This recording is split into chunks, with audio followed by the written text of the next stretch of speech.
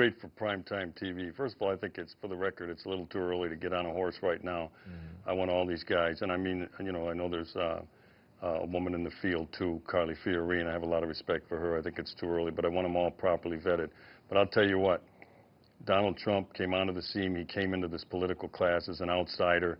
He turned over the apple cart, and he said to the other people involved, I'll write my own rules. I'll play by my rules.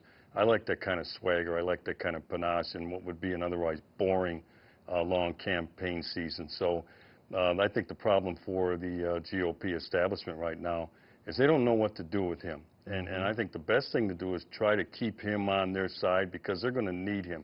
He's better off inside the tent than outside the tent.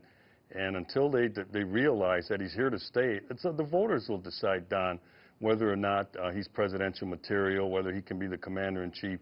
I don't like party insiders, and I don't like newspapers telling me who's not worthy to be president. That's for me, the voter, to make a determination about. Very good answer. And speaking of newspapers, the Des Moines Register called Donald Trump a feckless blowhard. The Huffington Post says you can find their Trump coverage in their entertainment section next to Kardashian stories.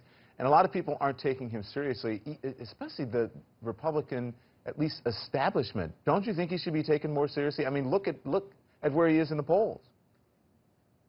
Without a doubt, I think they're going to do that at their own risk to try to continue to force Donald Trump out of the race. It's not going to work with him.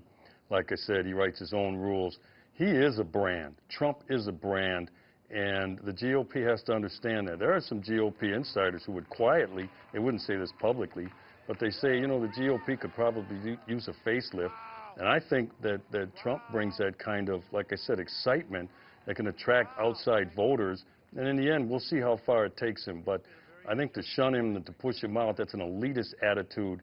And the political establishment is going to have to learn that Donald Trump plays by his own set of rules, and Donald Trump can do some things and say some things that the party establishment and other candidates on both sides of the aisle know. I could never get away with saying that. It would destroy me. But like I said, Donald Trump is a different kind of cat. Why would it destroy people why would it destroy other people and it's not destroying Donald Trump? Is it because he's not politically correct, or is it just because he really doesn't give a darn? Well, I think it's a little of that. You know, he doesn't owe anybody anything.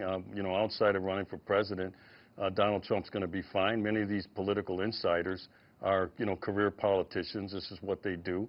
And one of the things that the political class knows is you don't touch lightning rod type issues. You don't talk about issues, you talk around them for fear of what's happening to Donald Trump. Some of it is because of his front-runner status right now. As well, but he gets to play by a different set of rules, and that's rubbing a lot of people inside the Beltway and in the political class the wrong way. But I'll tell you what, as an outsider like I am, I don't belong to a political party, I'm enjoying the heck out of this. And I would, you know, Donald Trump's a fighter. I think if you want to be the nominee and if you want to be the President of the United States, you're going to have to fight your way into that office, and he's willing to do that. Everybody else wants to do this, walking around on eggshells, and that's what people find boring.